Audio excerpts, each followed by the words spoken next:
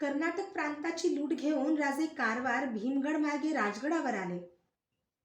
गडावर येताच त्यांना खबर मिळाली की औरंगाबादेत शहजादा मुअज्जमची भेट घेऊन मिर्झा राजे जयसिंग आणि पठाण दिलेर खान पुण्याच्या रोखाने कूच झाले आहेत.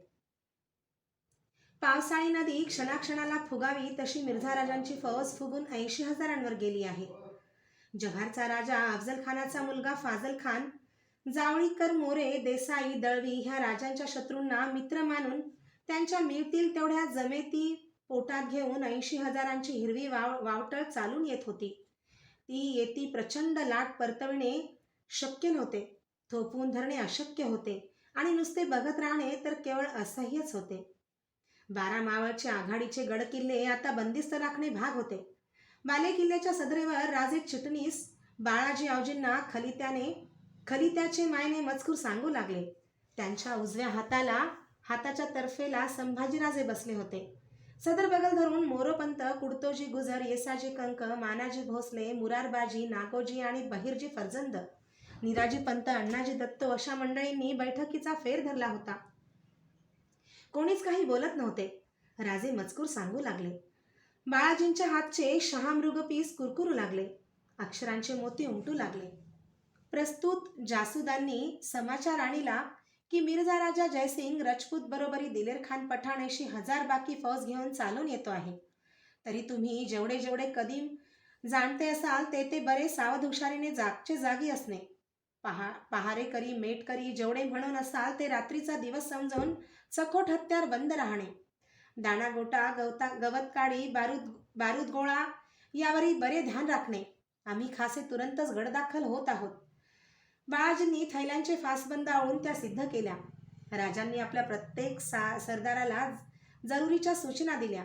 ते धीराने प्रत्येकाशी बोलत होते, पण त्यांच्या मुद्रेवरची चिंतेची काळजी प्रत्येकाला खोल कुठंतरी जाणवत होती. उभा राजगड जखडल्यागत झाला होता. महाराज सरदारांना देत असलेल्या सावध सूचना संभाजीराजे विस्मित मनाने ऐकत होते. संभाजीराजांना घेऊन राजे सदरेवरून आपल्या महालात आले. मिर्झा राजा कोण प्रकारची चाल घेईल याचा विचार करण्यात ते हरवले होते. संध्याकाळची लांबट किरणे अजून बालेकिल्ल्यावर रिंगाळत होती. मंचकावर बसलेले बाळराजे अस्वस्थ फेऱ्या घेणाऱ्या राजांकडे एक नजर बघत होते. शेवटी न राहून त्यांनी राजांना विचारले, महाराज साहेब, रजपूत म्हणजे काय? राजांचे फेर घेणारे पाय तो प्रश्न ऐकताच जखडल्यासारखे झाले.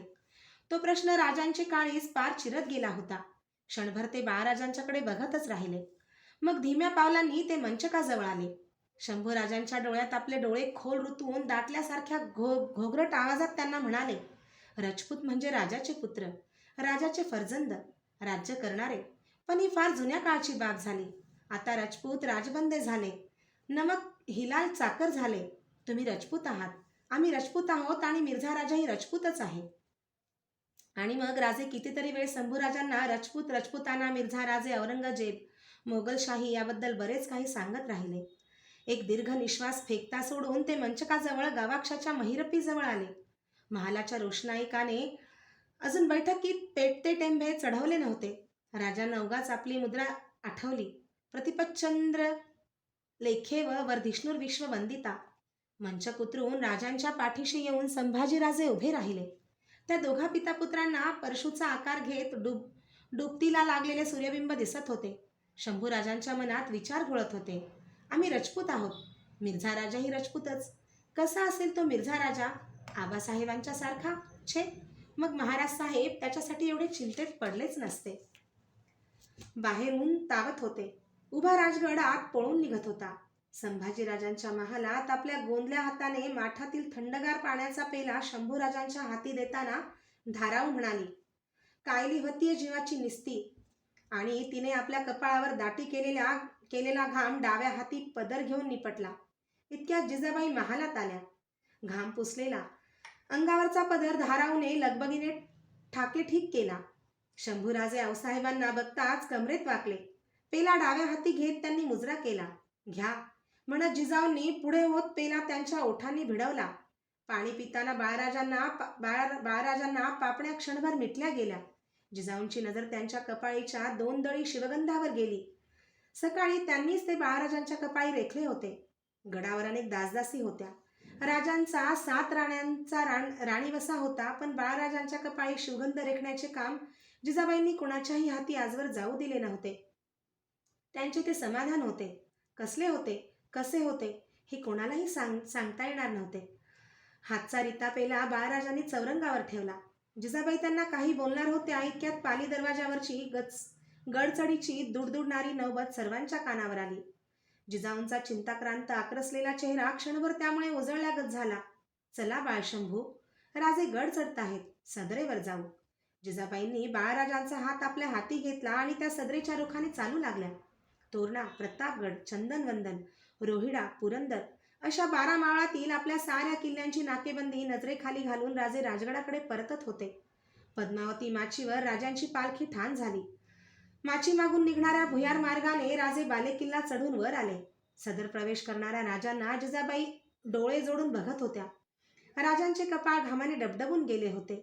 2 दळांचे शिवगंध त्यामुळे चौकाठाने ओघळले होते. ते बघताना जिजाबाईंच्या जीवाची नुसती काहिली होत होती.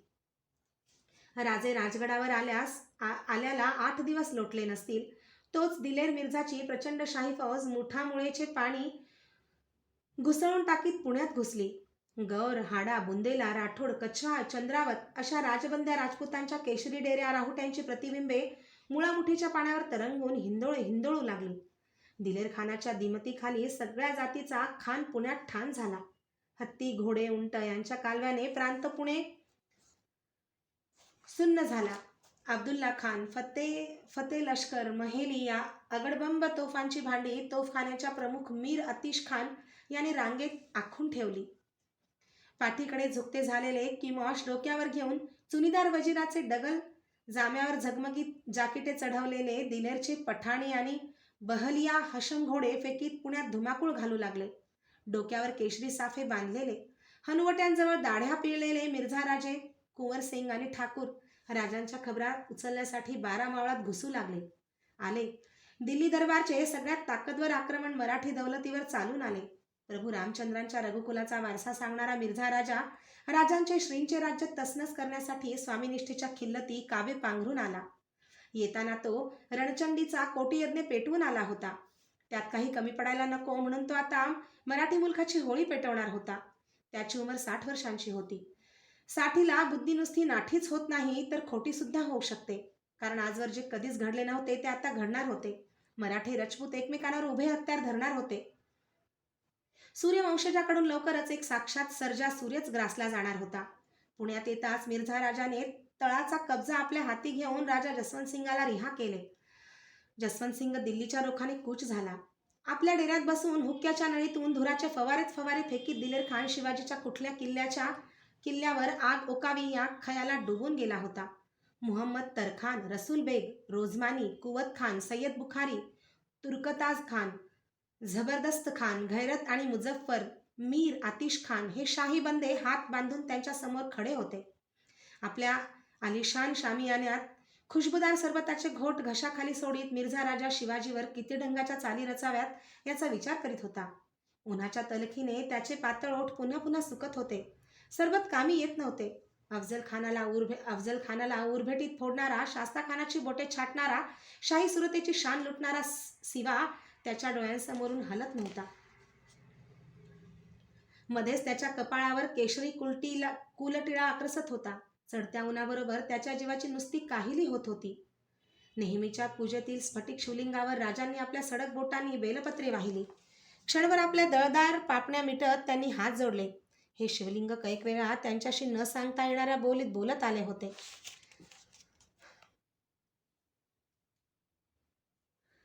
काजळणाऱ्या त्यांच्या मनाला हे स्फटिक स्वच्छ करीत आले होते. आज मात्र कधी नव्हे ती निराशार कंठाची भस्ममंडी तशी साक्षात शिवाची मुद्रास त्यांच्या मिटल्या डोळ्यांसमोर खडी ठाकली. तिचा दाट निळा कंठ बघताना राजांचे उभे राजेपणाचे भान थरकून उठले. त्यांनी डोळे उघडले. समोरचे स्वच्छ शिवलिंग अंगभर तळपतच होते. शेजारी उभ्या असलेल्या संभाजीराजांना राजांनी नजरेने शिवलिंगावर बिल्वदळे वाहण्याची इशारत केली. शंभूराजांनी तबकातील 2 बेलपत्रे स्फटिक सुंदर शिवलिंगावर वाहिली. राजांनी मिटले तसेच त्यांनी हात जोडून आपले डोळे मिटले. त्यांच्या मिटलेल्या छोटेखानी डोळ्यांसमोर मात्र महाबळेश्वरच्या माथ्यावर कृष्णेच्या पात्रात गळाभर पाण्यात उतरलेल्या आबासाहेबांची शिवपिंडीसारखी दिसणारी मुद्राच क्षणात उभी ठाकली. ती दिसताच त्यांनी जोडलेले हात उचलून आपल्या कपाळाला नेऊन भिडवले. चला राजे, त्यांच्या खांद्यावर हात चढवीत म्हणाले आणि शंभूराजांच्या सह राजे जिजाबाईंच्या महालाकडे निघाले. जिजाबाईंना वंदन करून ते त्यांच्या सोबतीने राजगडाच्या बालेकिल्ल्याच्या सदरेवर आले. सदरेवर सरलष्कर नेताजी, आनंदराव कुडतोजी, येसाजी, मोरोपंत, निराजीरावजी, कर्माजी, अण्णाजी दत्तो, सिदोजी, रघुनाथपंत कोरडे अशी मंडळी हात बांधून उभी होती. कुणाचीच मान वर नव्हती. अदब मुजरे झडले. राजे जिजाबाई आणि बाळराजे सदर बैठकीवर बसले. वरमी बाण लागलेले पाखरू चित्कारण्याची ताकद नसल्याने तसेच फडफडत जावे तसे काही क्षण गेले. एक सेवक जगदंबेच्या भंडाऱ्याची परडी घेऊन सदरेवर राजांच्या समोर आला. काही न बोलता त्याने हातची परडी राजांच्या समोर पेश केली. भंडाऱ्याची पहिली चिमट सदरेच्या देवतेला उधळून राजांनी दुसरी चिमट आपल्या कपाळीच्या शिवगंधावर घेतली. भंडाऱ्याची परडी सदरभर फिरली. इमानी कपाळी भंडाऱ्याने भरली. राजांच्या हात इशारतीवर सगळी मंडळी बसती झाली. भयान शांतता पसरली. कधी नव्हे एवढ्या जाणवणाऱ्या गंभीर आवाजात राजे बोलू लागले. आम्हास ज्याची धास्ती होती ते समोर आले. औरंगशहाच्या मनी आमचे श्रींचे राज्य सलते ते बुडवावे म्हणून त्याने नामजात केलेले दिलेर व मिर्झा पुण्यावर उतरले. मिर्झा राजाची चाल अजून खुली झाली नाही, पण आम्ही ती जाणतो. आता त्याच्या जमेती कोंढाणा किंवा पुरंदरच्या रोखांना कूच करतील. औरंगशहास रजाबंद करण्यास मिर्झा राजा हरहुन्नरची कोशिश करेल. बोला मंडळी, तुमची जाणती मसलत बोला. राजे थांबले. बोलताना त्यांच्या तोंडी औरंगशहाचं नाव येताच त्यांचे पेटून उठणारे डोळे आणि कातर आवाज संभाजीराजांना जाणवून गेला. राजपुताच्या गोटावर मारत्या समशेरीला चाल घेऊया. कुडतोजी गुजर मान उठवून म्हणाले. तुमच्या निधड्या स्वभावाला धरून बोललात कुडतोजी, पण राजपूत एवढा गाफील नाही. मागच्या सरदारांच्या गफलती त्याच्याकडून होणार नाहीत. बादशहांच्या 2 डोया त्याने बघितल्या आहेत. राजे शांतपणे म्हणाले. मुघलाई मुलुकात घुसून हुल देत त्याला अंगावर घेतलं तर? नेताजींनी आपली थोराड पगडी डोलवीत मसलत पेश केली. मनच बोललात नेताजी, आम्ही तीच कामगिरी तुम्हा जोडून देणार आहोत. परिंड्याच्या परगण्यात तुम्ही फौजबंद होऊन उतरा, पण हा हुन्नरही किती नतीजा पावेल आम्हास शक आहे. मिर्झाराजे मुत्सद्दी आहे, धीमा आहे. सगळे एक सदरकरी खामोश झाले. कोणालाच काही सुचत नव्हते. बराच वेळ राजे बोलत होते. मिर्झा राजाचा पठाण दिलेरचा हुबेहूब परिचय करून देत होते. औरंगजेबाच्या चालबाज धूर्त राजकारणाची डावाची उकल करून सांगत होते. शेवटी ते म्हणाले, आम्हास औरंगजेबाच्या कडव्या चालीची खंत वाटत नाही. क्यू वाटते ती मिर्झा राजांची. दिल्लीपती होण्याची त्याची योग्यता. तोच आज आमच्या पहाडखायांच्या मुलखात बादशहाचा नमखिलाल चाकर म्हणून उतरतो आहे. आता श्रींची इच्छा बलवत्तर. आमचा भार त्यांच्यावर म्हणत राजे उठले. मने जखडलेली सदरकरी उठले. त्यांच्यातील रघुनाथपंत कोरड्यांच्याकडे बघत राजे म्हणाले, रघुनाथपंत, तुम्ही जरा आमच्या महाली भेटा. राजांच्या पाठीवर झगमगणाऱ्या जाम्यावरच्या जरीबतूच्या ठसठशीत कोयरीवर डोळे जोडून जिजाबाईंच्या बरोबर चालताना संभाजीराजे कसल्या तरी विचारभिंगरीत अडकले होते. राजांच्या महालात येताच त्यांनी राजांना विचारले, हा औरंगशाह असा कोण लागून गेला आहे की तुम्ही त्याच्याबद्दल इतकं बोलावं? त्यांच्या प्रश्नाने जिजाबाई आणि राजे चमकून एकमेकांकडे बघतच राहिले. आपल्या फर्जंदाला औरंगजेबाची खुणगाठ कशी द्यावी हे राजांना क्षणभर उमगलेच नाही. बाळराजांच्या जवळ येऊन त्यांच्या दोन्ही खांद्यांवर आपले तळहात चढवून त्यांचे खांदे पक्के आळून टाकीत त्यांच्या कपाळीच्या शिवगंधाकडे बघत राजे म्हणाले, तो दिल्ली तख्ताचा बादशाह आहे शंभूराजे. तो आम्हास कधीच दिसला नाही. तसा तो त्याच्या बंद्या सरदारांखेरीज कुणासच दिसत नाही. पण त्याची करणी मात्र आम दुनियेला दिसते. त्याच्या सख्ख्या भावांना दिसली. खुद्द त्याच्या जन्मदात्या बापाला दिसली. राजे बोलता बोलता थांबले. आम्ही त्या औरंगशहाला भेटून विचारावं म्हणतो. संभाजीराजांचे बोल पुरे झाले नाहीत. राजांनी त्यांच्या ओठांवर आपली तर्जनी ठेवीत झटकन त्यांची जबान रोखली. हा शंभूबाळ, सांभ करो आणि तुमच्यावर तो प्रसंग कधीच नाही येऊ. चौरंगावरील तपकात ठेवलेल्या स्फटिक शिवलिंगाकडे बघत राजे म्हणाले, मिर्झा राजाने आपली चाल खुली केली. 3 पावित्र्यात त्याचे सैन्य हलू लागले. सुप्यापासून जोडलेल्या पिछाडीच्या प्रत्येक ठाण्यावर तो हत्यारबंद जागतिक शिबंदी पेरत आला होता. आपल्या प्रचंड फौजेचे गिधाडी पंख त्याने आता 12 माळात पसरले. खासा तो आणि दिलेर खान दोघे हुजरातीचे ताकदवर सैन्य घेऊन किल्ले पुरंदरच्या रोखाने कूच झाले. मीर आतिश खान आणि निकोलो मनूची या गोऱ्या दरोग्यांच्या नजरेखाली खडखडाट करीत मिर्झा राजाच्या तोफखाना पुरंदर जवळ करू लागला. पेटली. 12 मावळांची होळी ऐन तावत्या उन्हात पेटली. डोंगर पायथ्यांना आसरा धरून उभी असलेली मौजी खुर्द बुद्रुके घोड्यांच्या दौडत्या टापांखाली रगडली जाऊ लागली. सरपणाच्या रानशेनी आणि काटक्या गोळा करण्यासाठी बाहेर पडलेल्या तरण्या ताठ्या कुणबी बायका काफर की दौलत, कमीने की औरत म्हणत चालत्या घोड्यांवर येऊन त्या हातपाय झाडीत किंचाळत असता पळवीला जाऊ लागल्या. त्यांच्या थरकत्या किंकाळ्या मावळाच्या दऱ्यात गायब होऊ लागल्या. दावणीची जनावरे नंग्या तेगींनी दावी छाटून तांड्या तांड्यांनी मोगली गोटांकडे हाकारली जाऊ लागली. शेपट्या उचलून खूर झाडीत नवख्या मुलखाकडे फेसाटत धावताना ते अश्राक तांडे केविलवाणे हंबरू लागले. दिवसाढवळ्यात पेटत्या मशाली घेऊन वाडी खेड्यात घुसणारे पठाणी, तुर्की, मुघल, बहालिया, हशम, गंजी घरट्यांना मशाली भिडवू लागले. वेठबिगार करून घेण्यासाठी पकडलेल्या कुणब्यांच्या पाठी कोरड्यांच्या फटक्यांनी फुटू लागल्या. गावेच्या गावे लुटली, जाळली, रगडली जाऊ लागली. काढण्या चढवून ताणीव गाव चौकात आणलेल्या मावळ्यांवर कोरडे उडताना दिलेरचे हशाम गर्दना मागे टाकीत खदखदा हसत विचारू लागले, सुवर की अवलाद, कहा है तुम्हारा सेवाजी? उभ्या मुलखाचे सुरूरपण सुकत चालले. तावत्या उन्हात 12 मावळांवर अवकळा उतरू लागली. शाही फौजेचा घरघरता वरवंटा अश्रापांच्या मोडक्या तोडक्या संसारावर निर्दयपणे फिरू लागला. माणसे हकनाक मरू लागली.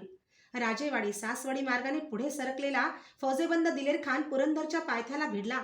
पाठोपाठ भुलेश्वरच्या खिंडीतून मिर्झा कोरे पठारावर उतरला. किल्ले पुरंदरला अफाट शाही फौजेचा घेर पडला. कऱ्हा नदीच्या काठाला ठोकलेल्या खुंट्यांना जखडलेल्या तणावांचा आधार घेत केशरी करड्या रंगाच्या राहुट्या, डेरे, तंबू शाम्याने उठले. हत्ती उंट चित्कारू लागले. पुरंदरच्या सदर दरवाजातून बाजूला खासा दिलेर, किरतार सिंग, मीर आतिश खान, इंद्रमण बुंदेला, उदयभान गौर, रसूल बेग, जबरदस्त खान यांनी आपल्या बरकंदाज हाशमांचे वळे उभे केले. मोर्चे रोखलेल्या तोफांच्या भांड्यांची तोंडे किल्ल्यावर बेसुमार आग ओकू लागली. किल्ले पुरंदर हा जोड किल्ला होता. पूर्वेच्या बाजूला रुद्रमाळ उर्फ वज्रगड हा छोटेखानी किल्ला होता. त्याला धरून पुरंदरच्या माच्या पसरल्या होत्या. मध्ये होती एक निरुंद खिंड, भैरव खिंड. वज्रगडावर पुरंदरची सारी मदार होती. तो गडच मंदिराच्या पायरीसारखा होता. पायरी ओलांडली की पाऊल जसे मंदिरात तसे वज्रगड पडला तर पाऊल किल्ले पुरंदरात. आता जोड होती पुरंदरच्या पराक्रमाची आणि दिलेरच्या दंग्याची. गडावर रामोशी, महार, कोळी आणि कहार या धारकऱ्यांची 1,500 शिबंदी होती. गडाला आधार होता त्यांच्या नेकीचा आणि राजांनी स्वतः नेऊन रुजू केलेल्या मारत्या समशेरीच्या काळभैरव पट्टेबाज मुरारबाजींचा. राजगडाच्या पद्मावती माचीवर कबिलाचे मेणे सिद्ध होते. जिजाबाई, सोयराबाई आणि राजे बालेकिल्ला उतरून पद्मावती माचीवर आले. बरोबर संभाजीराजे, सखुबाई, राणूबाई, अंबाबाई आणि नानीबाई असा राजांचा गोतावळा होता. आता राजांच्या घरचीच झालेली धाराऊ होती. मोरोपंत, अण्णाजी दत्तो, येसाजी, रघुनाथपंत, कुडतोजी, निराजीरावजी ही मंडळी मासाहेबांना निरोपाचे मुजरे घालायला माचीवर जमली होती. राजांच्या आग्रहाने जिजाबाई राजगड सोडून कोंढाण्याकडे सोयराबाईच्या सह चालत होत्या. पुरंदराला 4 मजल्यांवर दुश्मन फौज तळ टाकून असताना आता सगळ्यांनी एक जागी राहणे हिसाबी नव्हते. जिजाबाई गड सोडायला तयार नव्हत्या. राजांना आणि बाळराजांना शत्रू तोंडावर असता एकाकी टाकून जायला राजी नव्हत्या. पण राजांनी हरतऱ्हेने त्यांची समजूत घालून त्यांना जाण्यास तयार केले होते. राजांनी पुढे होत मासाहेबांच्या पायांना हात लावले. संभाजीराजांनी आऊसाहेबांच्या पायांवर कपाळ टेकवले. त्यांना उठवून जिजाबाई म्हणाल्या, आम्ही निघालो बाळराजे, आता राजांच्या महाली झोपत जा. ते उद्गार ऐकताना राजांचा ऊर गलबलून गेला. संभाजीराजांनी सोयराबाईंच्या पायांवर मस्तक टेकवले. पण सोयराबाईंचे त्यांच्याकडे लक्षच नव्हते. त्या गड सोडण्यापूर्वी नजर जोडून फक्त मिळतील तेवढे राजे डोळ्यात भरून घेण्यात गुंतल्या होत्या. राजांची नजर समोर दिसणाऱ्या निशाण चौथऱ्यावरच्या उंच निशाण काठीवरच्या जरीपटक्यावर होती. जिजाऊंच्या जात्या स्वारीला सगळ्यांचे नमस्कार मुजरे झाले.